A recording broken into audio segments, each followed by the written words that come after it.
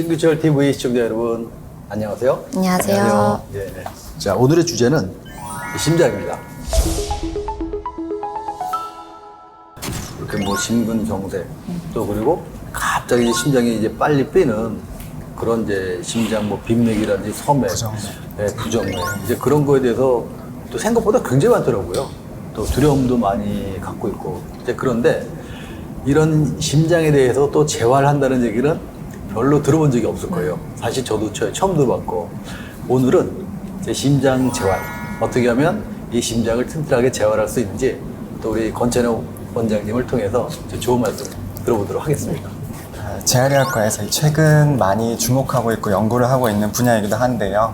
이제 건강한 심장을 가지고 오래오래 사시려면 어떻게 해야 되는지 오늘 같이 또 한번 알아보도록 하겠습니다. 사실 제일 가까운 저희 아빠도 이쪽으로 해가서 시술을 한번 받으셨거든요, 협심증으로. 그래서 저는 심장 재활이라는 것도 저도 오늘 처음 듣게 돼가지고 네, 오늘 그걸 하셨어야 되는데. 그래서 오늘 굉장히 좋은 유익한 방송이 될 것 같습니다. 예. 구독과 좋아요 꼭 누르시고 이제 본격적으로 얘기 나눠볼까요? 수술 꼭 해야 할까? 수술 없이 척추관절 질환부터 뇌졸중, 암 수술 후유증까지 당신의 평범한 일상을 되찾아드립니다. 제1정형외과 병원 재활의학센터. 사실 심장은요 굉장히 겁나요. 특히 뭐 남자분들, 특히 40대, 50대, 사실 굉장히 젊은 나이거든요. 이제 그런데 그런 분들이 과로, 스트레스, 또 술, 담배, 이제 이런 거를 갖고 계시는 분들은 그러니까 심장에 대해서 진짜 한 번쯤은 심각하게 고민하고 또 그거에 대해서 생각도 많이 해봤을 것 같아요.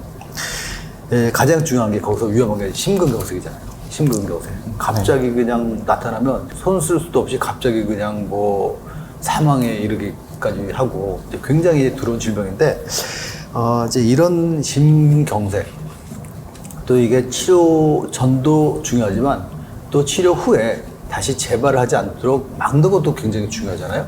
이런 이제 심장 재활이 바로 이제 이런 목적으로 이제 개발이 된 거죠. 네.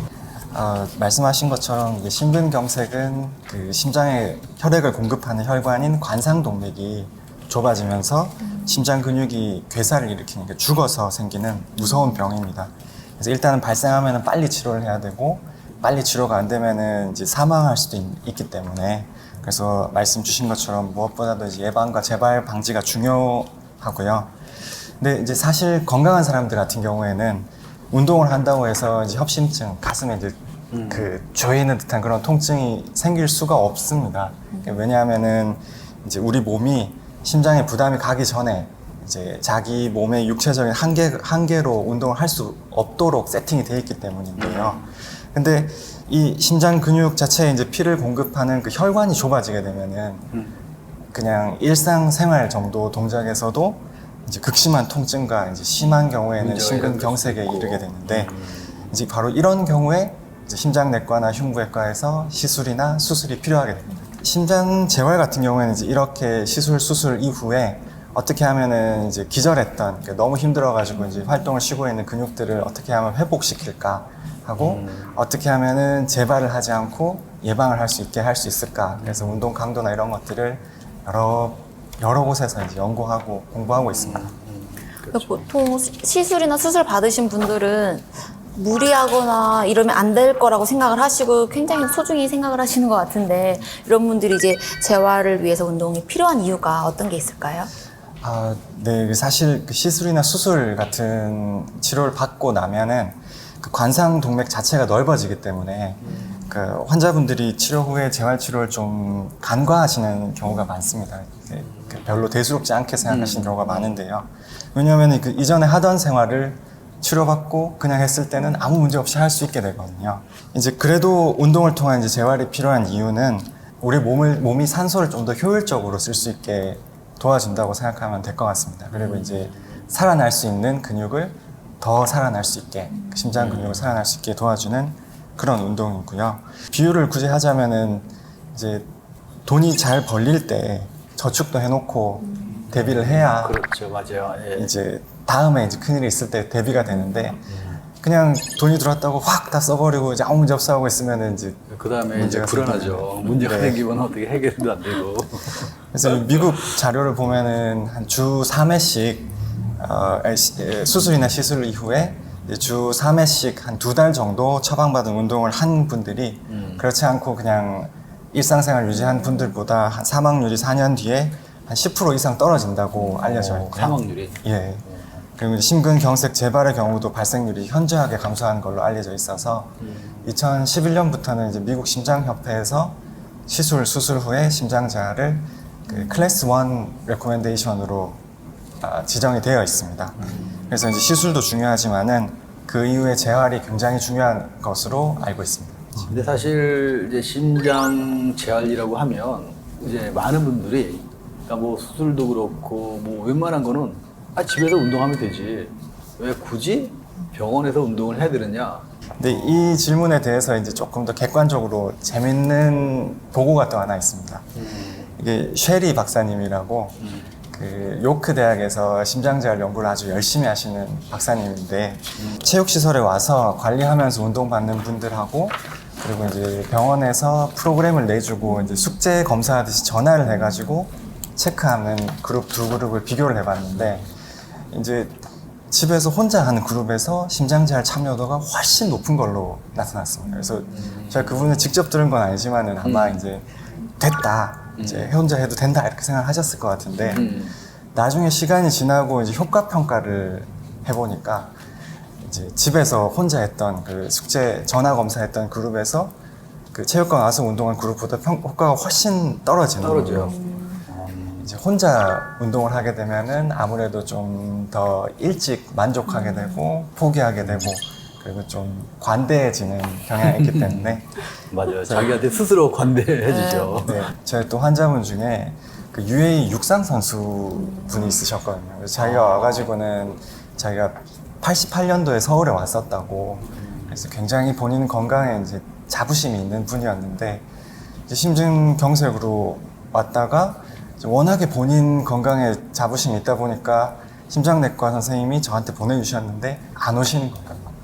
그러니까 안 오시고 그냥 이제 또 지내시다가 2년 후에 또 생겨가지고 그래서 이제 그때는 본인이 이제 이게 내가 아무리 젊었을 때 운동선수였어도 이제 운동을 해야겠다 생각하셨는지 제가 아랍 말을 몰라가지고 충분히 알아듣지는 못했지만 이제 저한테 오시게 됐는데 그래가지고 운동 검사를 해봤더니 본인이 생각한 것보다 훨씬 상태가 안 좋으시더라고요. 오히려 운동선수들이 심장에 대해서 훨씬 더 취약한 점이 많은 것 같더라고요. 네. 이 느낌에 잘 모르겠는데 아무래도 젊었을 때 하셨던 것만 믿고 그러셨던 것 같아요. 저희가 이제 정형외과 환자들 보면은 이제 수술이나 뭐 시술이나 하거나 그러면 꼭 운동을 시켜야 되거든요. 이제 그런데 뭐 일반적으로는 상관이 없지만 이제 심장에 문제가 있는 분들 같은 경우는 내과에서 운동을 못 하게 해요. 그러니까 운동을 하게 되면 심장에 부하가 가가지고 생각지도 않던 문제가 생길 수가 있기 때문에 우리는 운동을 시켜야 되겠고 또 심장내과에서는 운동 못 시키게 하겠고 이런 이제 심장 문제는 그래서 전문가들의 손을 빌려서 진짜 아주 엄격하게 관리를 하셔야지 잘못하면 좀 안 좋은 상황이 생길 수가 있기 때문에 사실 심장재활은 꼭 병원에서 이제 전문가의 지도하에서 치료받는 게 굉장히 중요하죠. 그러면 심장재활은 주로 어떤 운동을 하게 되고 어떤 방식으로 하게 되는지 궁금합니다. 이제 심장재활의 특징적인 거라고 하면은 모니터링을 하면서 운동을 시키는 거고 여러 가지 볼 수 있는 지표들이 있는데 보통은 이제 심박수를 흔히 떠올리시지만은 이제 제가 느끼기에는 이제 그 심장병이 있는 분들 같은 경우에는 보통 베타블로커 같은 것들을 드시는 분들이 많으시기 때문에 그런 경우에는 심박수가 그 운동을 결정할 수 있는 지표가 되게 조금 어렵습니다. 그래서 제 경우에는 심장재활을 할 때는 모니터를 할 때 혈압 모니터를 조금 더 주의해서 보고요. 흔히 그 심장재활 그러면은 유산소 운동만 생각을 하시는데요. 사실은 그 저항 운동이 꼭 동반되는 것을 권장드립니다. 그 저항 운동. 예, 그러니까 뭐 웨이트, 좀 가벼운 힘을 웨이트. 주는 운동이죠? 예, 그렇습니다. 그래서 이제 유산소 운동 같은 경우에는 적어도 주 3회 이상 한 번 하실 때 이제 45분 이상 하기를 보통 권장드리고요. 강도 같은 경우에는 이제 큰 문제가 없는 분들이면은 본인의 이제 최대 운동 강도의 한 60% 선에서 유산소 역치가 결정이 되기 때문에 보통은 한 그 근방에서 시작을 해서 점차적으로 이제 전문가 관리 하에 운동을 증가하는 걸 권장을 드리고 있습니다. 그리고 그 저항 운동 같은 경우에는 이제 유산소 운동도 마찬가지지만은 이제 개인마다 근지구력도 다르고 가지고 계신 지병이나 관절 상태도 다 다르기 때문에 정형화해서 어떻게 딱 말씀드리기는 어려운 면이 있고요. 전문가의 체계적인 관리 하에 운동을 하시면 좀 더 도움이 되지 않을까 생각하고 있습니다. 그 유산소 운동 중에서도 가장 대표적인 게 이제 걷기잖아요, 걷기. 그러니까 좋은 운동이 되는 걷기와 또 이게 운동이 안 되는 걷기. 이제 그런 것들도 여러분들이 좀 아셔야 될 것 같고, 이제 그런 것에 대해서 우리 권 의장님이 한번 얘기를 좀 해주시는 게 중요할 것 같아요. 이제 어떤 강도로 얼마나 걸어야 될지는 고민이 조금 필요한 부분인 것 같습니다. 그래서 최근에 저희 스승님이 인용을 해주셔가지고 저도 읽어볼 수 있었던 아주 재미있는 보고가 있었는데요. 하버드 대학교에서 45세에서 84세까지의 동문들을 대상으로 한 9년 정도 쭉 추적 관찰을 해본 적이 있습니다. 그랬을 때 이제 시속 한 6.5km 정도, 시속 6.5km 정도 속도로 걷는 운동을 즐기는 분들의 경우 사망률이 그렇지 않은 분들에 비해서 23% 정도 낮았고요. 이게 속설로 왜 헬스장 앉아가지고 운동하는 시간만큼 더 산다. 그렇게들 그래요? 이야기하지 않습니까? 이제 운동 많이 그게 이제 그게 이제 사실로 이제 어느 정도 사실로 밝혀졌는데, 이제 이런 경우에 제 친구들 같은 경우에는 이제 그러면 나는 1시간 운동해가지고 1시간 더 사는 것 같으면은 그냥 운동 안 하고 놀다가 아직 젊어서 그래. 우울하게 살 것 같지. 이제 운동 안 하고 가겠다 이런 이야기를 하는 친구들이 있는데요. 그런 분들을 위해서 같은 그룹에서 후속 연구를 또 하나 했습니다. 이제 그랬을 경우에 보니까 이제 대략 일주일에 한 75분 정도, 그러니까 한 하루에 10분 정도, 10분만 걷는 사람인 경우에도 그렇지 않은 사람보다 이제 수명이 한 1.8년 정도 늘어나는 걸로 관찰이 됐는데요. 10분의 1.8년이면은 좀 할만하지 않습니까? 근데 저는 걷기에 대해서는 저도 좀 한 가지 좀 얘기해주고 싶은 게 있는데, 그냥 걷는 게 아니라 걸을 때보다 충격을 줘야 돼요. 다리에 충격을 줘서 이 충격이 이 뼈를 통해서 쭉 위로 올라올 정도의 그런 감을 느껴야만 제대로 된 걸음이거든요.